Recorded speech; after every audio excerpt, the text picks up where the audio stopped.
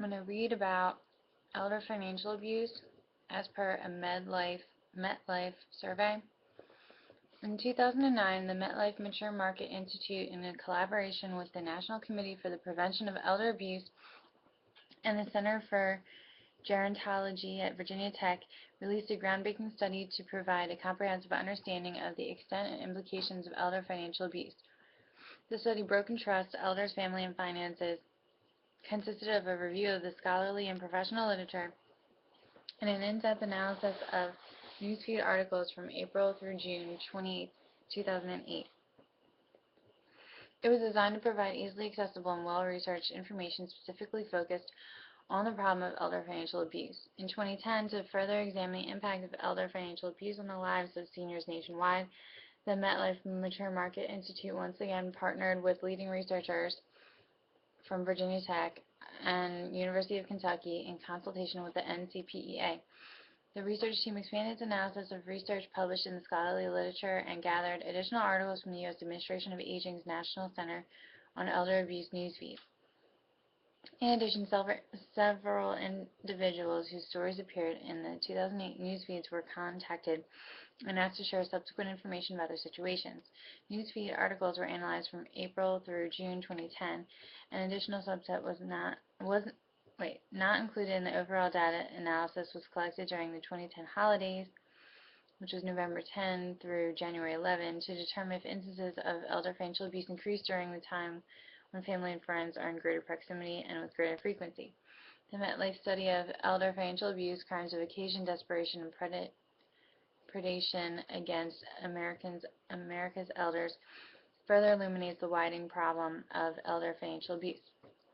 Key statistics. The annual financial loss of victims in elder abuse is estimated to be at least $2.9 billion, a 12% increase from the $2.6 billion estimated in 2008.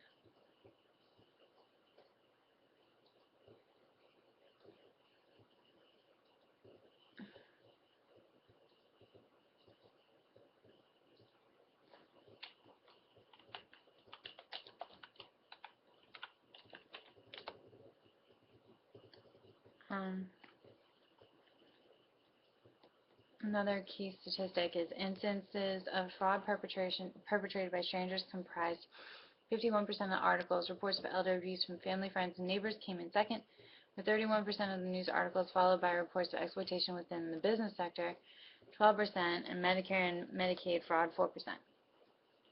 Medicare and Medicaid fraud resulted in the highest average loss to victims, followed by fraud by business and industry, family, friends, and neighbors, and fraud by strangers.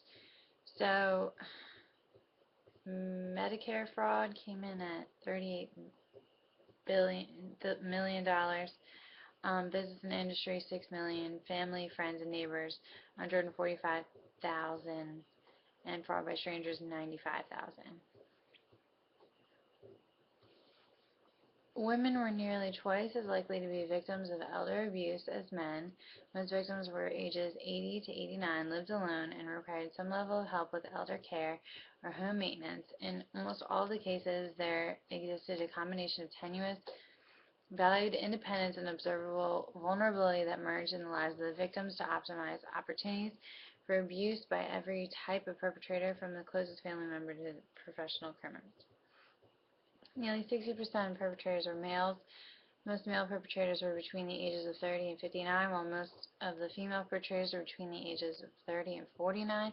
Perpetrators who were strangers often targeted victims with visible vulnerabilities like limited mobility and displays of confusion or living alone. The number of news articles increased, and the character of elder financial abuse changed during the holidays.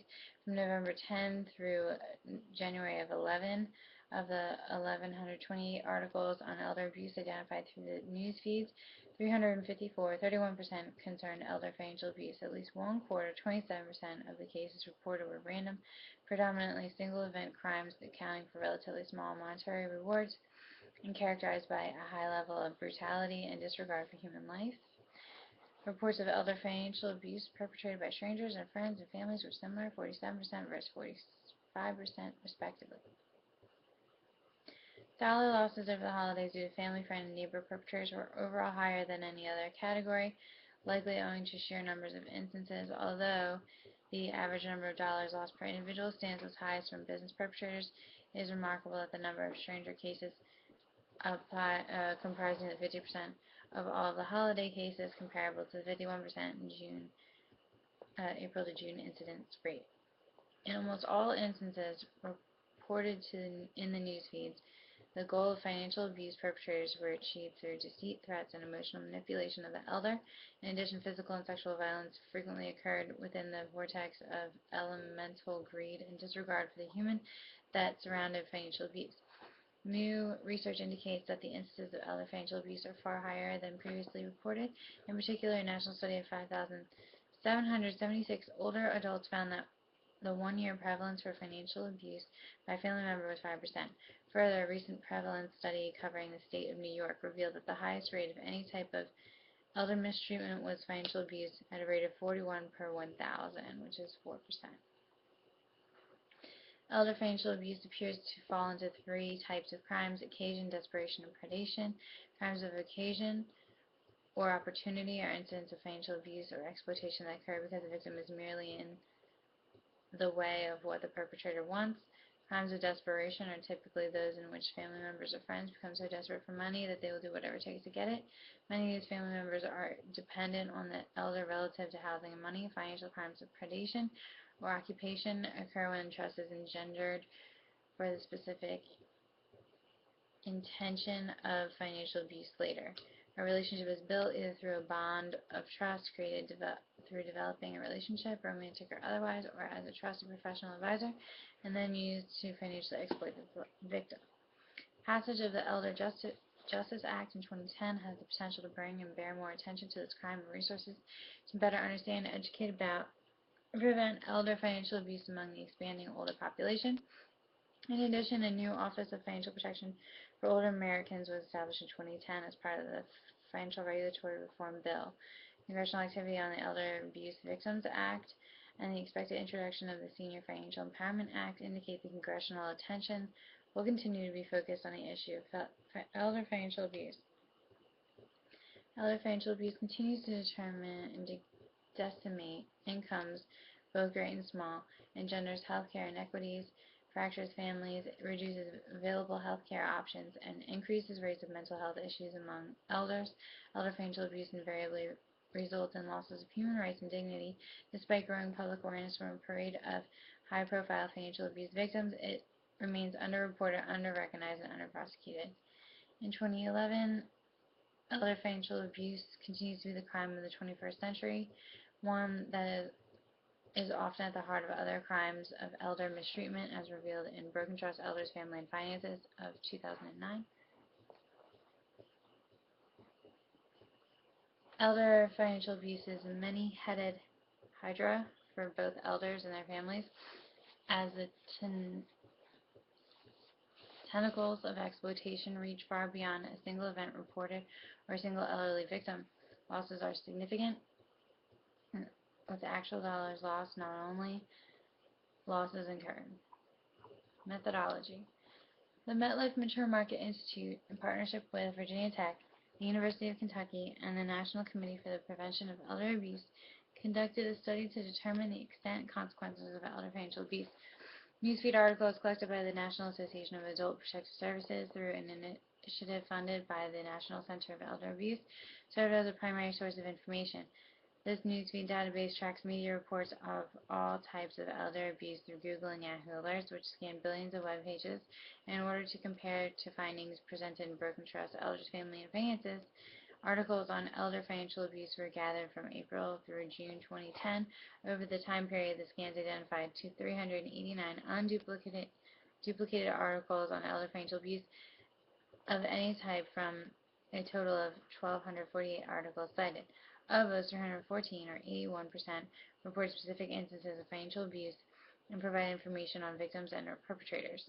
For each of the 314 articles, information identified included victim age or earlier and gender, perpetrator age, gender, and relationship to the victim, type of financial abuse, frequency of financial abuse, location of financial abuse, amount stolen, and the outcome of each incident.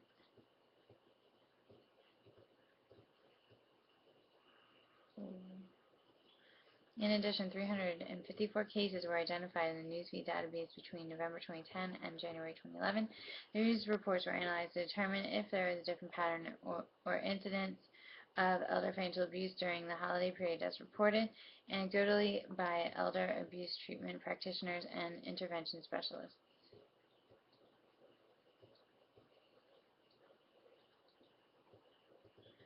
Academic journals were also reviewed for content about elder financial abuse. From 2008 to 2010, 35 unduplicated peer-reviewed articles addressing elder financial abuse were identified from research of the social science, medical, and legal disciplines. Financial abuse in the news. Losses and costs of financial abuse. Over the 3-month period from April to June 2010, the NCEA newsfeed media reports revealed approximately $530 million in losses from all forms of elder financial abuse. However, as reported in Broken Trust, Elders, Family, and Finances, the actual dollar amount involved is much higher, as no dollar amount was reported in 36% of articles. Extrapolating that unreported losses are equivalent, we estimate the annual dollar amount loss by victims of elder financial abuse in 2010 was $2.9 billion, a 12% increase from 2008. For the 314 articles specifically concerning cases of elder financial abuse in which dollar amounts were included, Medicare and Medicaid fraud, in one instance, a statewide prosecution resulted in the highest average losses to victims of $38 million. Within that category, followed by fraud by business and industry, $6.2 million, family, friends, and neighbors, $145,000, and fraud by strangers, $95,000. Instances of fraud perpetrated by strangers and family, friends, and neighbors were most frequently reported. Cases involving strangers as the perpetrators comprised 51% of the articles. Reports of elder financial abuse by family, friends, and neighbors was second, with 34% of the articles.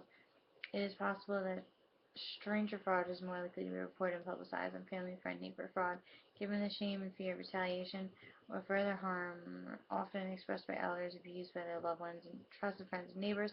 Other reports of exploitation occurred within the business sector, 12%, and Medicare and Medicaid fraud, 4%. You have an article here from 2010 in the New York Daily News. Sheriff Thompson is expected to be sentenced to 3.5 to 7 years in prison. A con artist pleading guilty Friday to swiping more than $100,000 from 2 disabled-only cards and now faces 3.5 years in prison. In 2008, Sheriff Thompson married one of her victims, 64-year-old Howard Zeimer, who suffered from mental and physical handicaps. But the motive was larceny, not love. She stole more than $50,000 from his bank accounts. Officials said the 29-year-old gold digger also cashed checks worth $60,000 from 90-year-old dementia patient John Grant in the summer of 2009.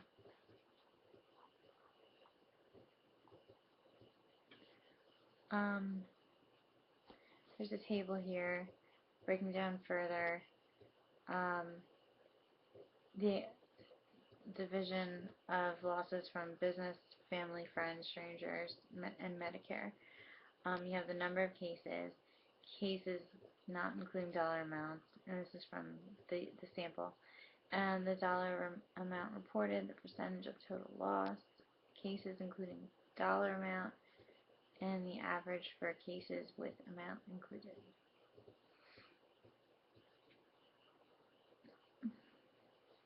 You also have a footnote there.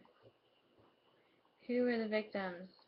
Overall, in 2010, when gender of the victim was provided in the article, there were 244 elderly victims, 161 of whom involved women. There were nearly twice as many female victims of exploitation as men, consistent with previous newsfeed findings and the elder abuse literature.